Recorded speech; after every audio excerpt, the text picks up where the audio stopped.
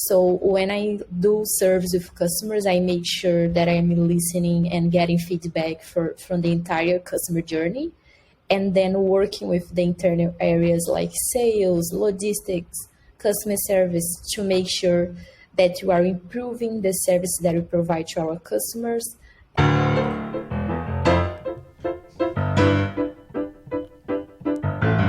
You're listening to CX Passport, the show about creating great customer experiences with a dash of travel talk.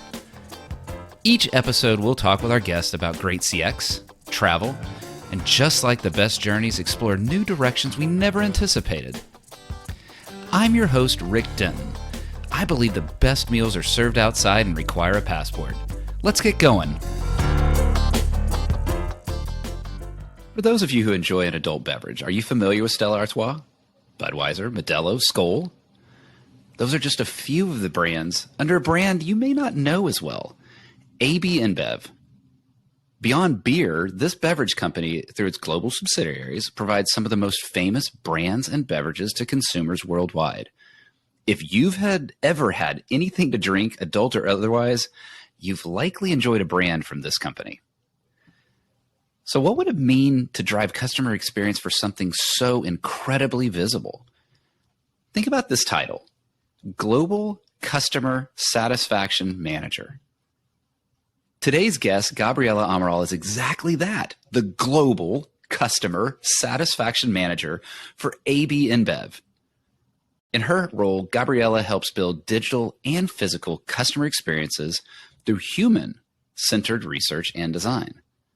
Now, did you notice something there? That blend of digital and physical? Gabriela started her career coming out of university, graduating with a degree in computer science with a master's in human-computer interaction. Whoa, that is way smarter than my political science degree. I'm really curious to know how Gabriela started there and then grew to her current role driving customer experience globally for some of the world's most well-known brands. Now, as I record this episode, it is a chilly February in the depth of winter. Yes, I'm in Texas, which isn't the same as Tallinn, Estonia, but it's still cold to me.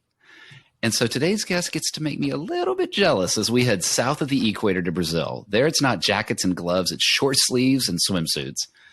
So join me with both a great discussion around customer experience and a vicarious warm-up as we talk with Gabriela. Gabriela, welcome to CX Passport.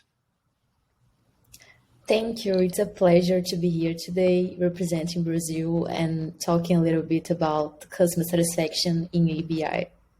It's going to be fantastic. And yes, I am jealous that you're representing Brazil. What a great place to be representing. You know, let's start with that thing that I mentioned in the intro, right? I'm really intrigued overall by this wide variety of paths that people take to get into and then lead the customer experience world. And yours started in tech, graduating with a degree in computer science. So I'm very curious. Walk me through that journey from tech to leading customer experience to AB InBev. Yeah, it's a very curious journey. I started my career as a technology trainee at Taurus. For those who don't know, Taurus is a software management company based in Brazil. And in the program that I joined the company, I was lucky and had the opportunity to choose the area that I want to work. And since my background is in tech and my master's in human-computer interaction, the dream for me was to work with tech and user experience or tech and customer experience. And I had this opportunity there. In the customer experience area, they had an open position for a product manager of a customer experience digital product. So I chose to go to the customer experience area, and I was a product manager there for this customer experience internal product used by the internal areas for some time. And then I joined InBev, the business unit that is based in Brazil. ABI as the global company. In InBev, we call the company InBev. So I joined InBev to play a very similar role that I had at Taurus. And there, my director noticed that I also had some customer experience strategy knowledge and invite me to go to the business side of customer experience and not focus only on the product. So since then, I am helping ABI to build our customer experience strategy. And as you mentioned, I started in Brazil. And then in June of last year, I was invited to go to this global role where I help now not only Brazil, but all the other markets to drive our customer satisfaction. What a great journey. I really do enjoy hearing guests and hearing how they got there, because it's not, there's so few paths that are the exact same. And now I know to call it ABI, right? I just got I get to little insider code here, and now I am able to speak the insider lingo. And I know that when you and I had talked earlier, when I was thinking about consumers of ABI beverages, I was thinking about me as the consumer. You know, my experience is open bottle, pour drink, enjoy drink. But while that's true, and it is, I am a consumer and ABI views me as a customer, I really wasn't thinking of the B2B space, the bartenders, the restaurants, the clubs. Tell me more about how your role focuses on creating great customer experience for those customers. Yeah. My scope as this customer satisfaction leader is to provide the best customer experience for our B2B customers. We also have services and focus on B2C, the consumers, but my role is focused on the B2B side. And we have like three main focus. One is to listen to our customers. So we do a lot of service focus group with these bars, restaurants, grocery stores, to listen to them and understand how their experience with us is, and also to improve their customer journey. And when I talk about customer journey, it starts with these bars registering in our app, and then purchasing from us, making orders. They usually do it in a weekly or bi-weekly basis, and then receiving the delivery of all products that they bought. And if they have any issues, they can also contact our customer service. So when I do service with customers, I make sure that I'm listening and getting feedback from the entire customer journey, and then working with the internal areas like sales, logistics, customer service, to make sure that we are improving the service that we provide to our customers, and making sure that we are doing our deliveries on time, delivering all products, and also thinking about how we can combine physical and digital, right? You mentioned this in the beginning of the podcast. So something interesting to share is that some years ago, this customer journey was totally offline, was totally based on a physical visit of our business representative. So customers could only buy from us if someone visited their store physically. And today we evolve this customer journey, and customers can buy in the app, the BEES app. So they can buy from us from anywhere, anytime. And they also have a lot of new benefits, like our loyalty program. Everything that they buy from us, they gain points. And then they can exchange points by products, by trade marketing materials for their stores, things like that. And also we are working to digitalize our customer service. In many countries, the service is still based on phone calls, but inside the app, we are creating a chat, and customers also can open their tickets in the app, and we use the help center in like consumer articles and self-service information that's available there. And another challenge in this journey was like another focus that we have is to transform our culture, right? We are a company very focused on results, and we need to make sure that the results that we deliver for the business are also aligned with the service that we need to provide to our customers. So it was like a big challenge to transform the culture of a company that's so big. This is your captain speaking. I want to thank you for listening to CX Passport today. We've now reached our cruising altitude, so I'll turn that seatbelt sign off. While you're getting comfortable, hit that follow or subscribe button on your favorite podcast app so you'll never miss an episode. Love it if you'd tell a friend about CX Passport, leave a review so others can discover the show as well. Now, sit back and enjoy the rest of the episode. There are so many things that you just said that I want to ask you more about. We may have to do a double episode. We'll see. This, there's the idea of, let's start with one area there, and it's the idea of the digital tools. And I'm going to ask you about that human and digital element of it a little later, but I'm thinking specifically of your B2B customers, your bartenders, your clubs, your restaurants, your, I guess, stores, right? I can actually see where the digital component, let's imagine a busy bar or something along those lines, where there's not a lot of time to stop down and make a phone call. When y'all were going about developing those digital tools, how did you listen to the bars, the restaurants, the clubs? How did you get the input from them to know this is what they're going to want? This is how we're going to deliver something that customer, the B2B customer, needs. How did you listen to them? Yeah, the main way that we have to listen to our customers today is through the NPS survey. So we have a monthly NPS survey that is sent to our customers.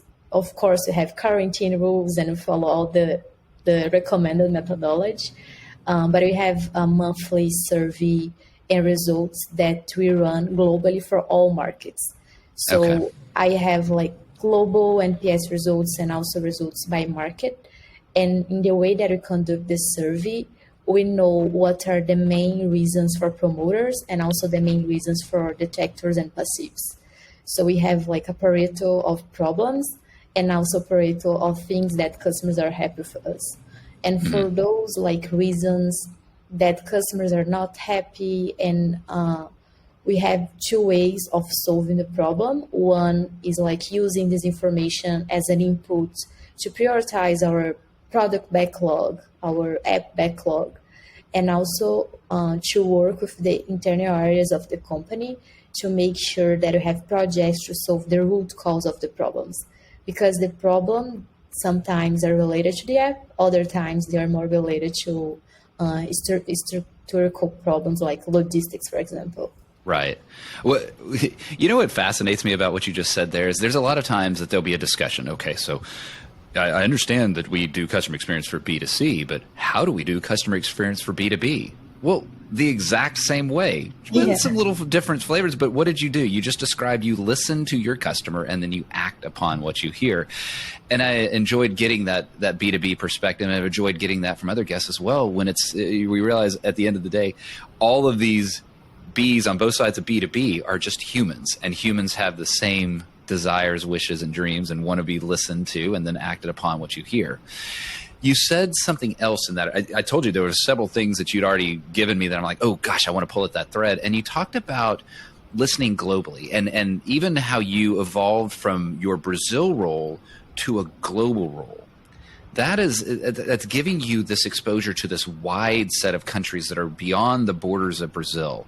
So how do you listen? How do you understand and then create these great experiences for a customer base that is across international borders? Yeah, that's a very good question and also a big challenge. Because when you are in a country, your view is limited to that place. And when you move to a global position, this movement that I did, you can compare countries, but in a way that you have to be clear that each country has a different level of maturity, right? So the same things that I ask for Brazil, maybe I cannot ask for South Africa, for example, because they are in different level of maturity when you talk about customer satisfaction. So what we do, for example, when you measure NPS and when you set targets, we understand that we have different baselines, right? So let's say, for example, for a country, the focus will be to solve the basics, to make sure that we are delivering everything that we are selling. In other countries, maybe we are in a second level where we can optimize the current processes, review business rules because the basics are already solved. And in other countries, they are providing a very great service level, and we can already think about whole experiences. So what we do, we have a very great view of each level of maturity that each country is, and then we work with them specifically on action plans that makes sense for their current scenario. So basically that. Yeah. The idea of the different maturity levels, that was something that I hadn't anticipated you bring into that, but that makes a lot of sense. Heck, I've talked about it with guests from around the globe as well, in the sense that, there are different levels of placement along the customer experience journey as different countries have gotten focused on it versus other countries versus other regions. And using that to apply how a global company like ABI focuses on those areas, so that, okay, we know that we've got to triple down on just the basics in this area, but over here we've got a real chance to innovate and let that innovation trickle as it goes through some of the other regions. That makes a lot of sense to me. Now, I can't wait much longer. I have to stop down and do a little bit of customer experience talk, because Brazil is a country that fascinates me. I've only had one chance, and I'm sad, it's only one chance to have been there, and it was way back in 1998 when I was working for a client for all of 6 weeks. But I'll tell you, those 6 weeks were in January and February, so I love sending emails back to my friends here and talking about how I was sunburned on the beach on the weekend while they were in the middle of a snowstorm. But I loved it. It was great food, great culture, great people. Now, you come from a region, and I'm going to try to get this right, but you come from a region, Minas Gerais, that is the home of one of my favorite Brazilian treats, pão de queijo. Talk a little bit about what it's like there. What do you want people to know about Brazil? Yeah, so in Brazil, you already mentioned some things that I would say, but one point is that we are very welcome people. So we really like to receive foreigners and also like receive friends at home. We like to socialize a lot, and especially in my state, we have a lot of bars. So one like common thing that we do is go to bars and have drinks together. And also we have great food. In my state, in Brazil, one food that's very popular is cheese, especially white cheese. Yeah. Oh, yeah. So if you have a chance to visit Brazil and also Minas Gerais, you should try cheese and also bread cheese in English. It's like pão de queijo in Portuguese, but in English is cheese bread.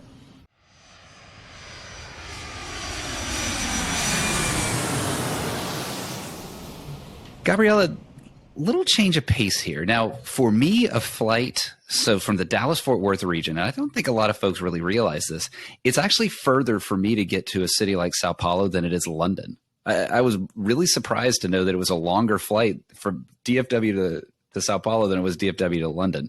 And so if I were to come to Brazil, and I'm sure any of your travels as you go around to all of the regions that you have responsibility for, sometimes travel can wear you out, and it's nice to hit the lounge. And so we're going to hit the lounge now. I want you to join me in the first class lounge. We'll move quickly and have a little bit of fun. What is a dream travel location from your past? It's Hawaii. Yeah. So since I am from Brazil, I really like beach and this like summer weather. And Hawaii was always a dream place to visit. I had this chance when I did my exchange program in the US back in 2015, so some years ago. Yeah, but I really enjoy it, and it is a really special place. Hawaii is a beautiful place. I've only been there once. Yeah, it's not a short flight for me either, and I can see, coming from a culture like yours, that enjoying beach in a destination makes a lot of sense as well. What is, thinking of the future, what is a dream travel location that you've not been to yet? Yeah, so there are so many countries in Europe that I have not been yet, like London, for example, that I would love to visit. And I also know that there is this women in customer experience community there, and I would love to visit them in person. Right now, I just interact with them online. Hey, well, we may have to find a way to tag them and get them to watch this episode. And hey, you need to get Gabriela there in person, not just watch, but get a flight for her to go enjoy London, one of the great cities in the world. Absolutely. Now, I've got to imagine this is a hard question to answer for someone from a culture that is so food oriented as yours. But what is a favorite thing of yours to eat? Meat. I love a great steak. Oh, there's nothing quite like a great steak. And again, if I slaughter the pronunciation, forgive me, but the churrascarias from Brazil are some of the best things that I've experienced. And one of my favorite exports from Brazil into the U.S. are the abundance of churrascarias that exist. Give me a good steak, and I'm with you there. What is a thing your parents forced you to eat, but you hated as a kid? Probably some vegetables. In Brazil, we have a variety of vegetables. Some of them I like, some of them not much. I get vegetables on this show a lot. I think some of us have grown into enjoying the vegetables, but there's still something about the non-vegetable that we'd rather have than the vegetable. So now, let's think about that travel again. What is one travel item, not including your phone or your passport, that you will not leave home without? Probably my card or my wallet.